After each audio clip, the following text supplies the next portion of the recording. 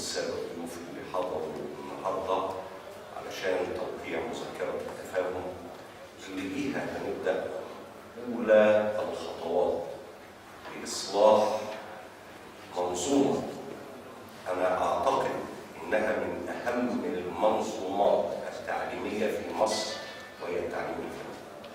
تعلمون جميعا أن أعداد طلابنا في التعليم الفني مئات، ولكن لنتفق جميعا أن لدينا مشكلة كبيرة في التعليم الفني، أنه لا يؤهل لسوق العمل. ويجب أن نبدأ الخطوات الجادة والعلمية بتكاتفنا جميعا حتى نرتقي بهذه المنظومة ونستبعد كل ما بها من سلبيات ونأخذ من تجارب العالم أجمع حتى نؤهل خريج التعليم الفني لسوق العمل. أديكم مثال بسيط يمكن نتيجة احتكاكي بهذا الموضوع وعلمي بمدى أهميته لمصر لما كنت محافظا لبورسعيد وبدأت التنسيق لإنشاء المدرسة الفنية للدكتور.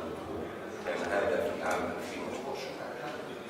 افتتحنا المدرسة عام 2012. تقدم فيها كان الساعة 100 طالب، 5 سنوات إقامة داخلية.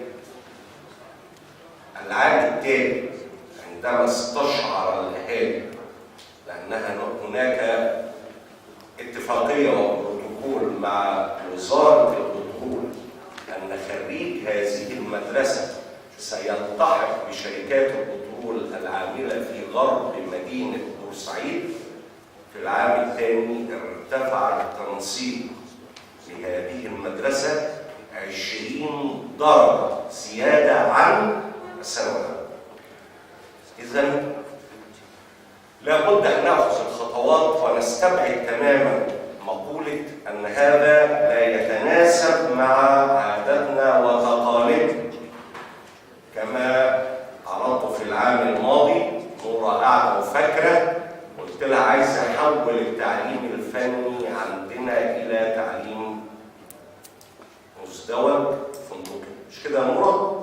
وقلت لي إيه؟ قلتوا إيه؟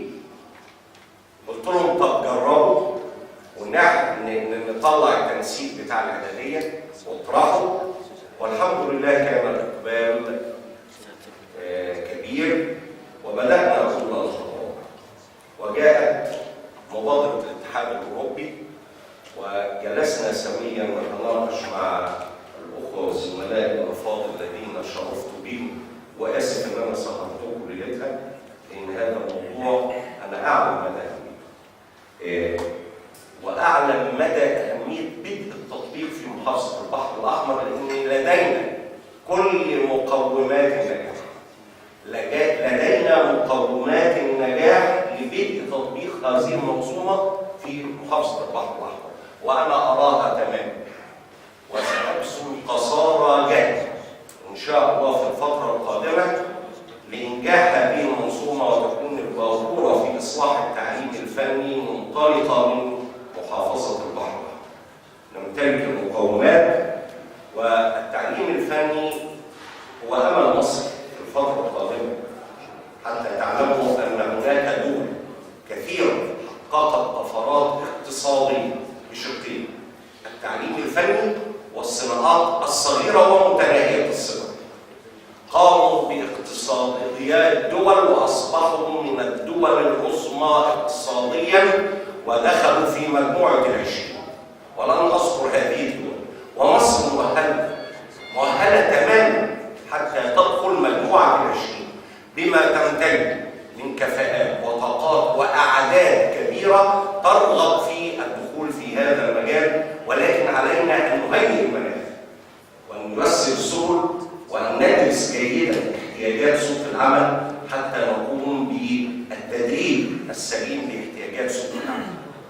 ويعلم الجميع أن ليس سوق العمل المصري فقط لديه، ولكن لابد أن تكون لنا رؤية أننا يجب في المستقبل أن نصدر العمالة المؤهلة والمدربة إلى الدول العربية.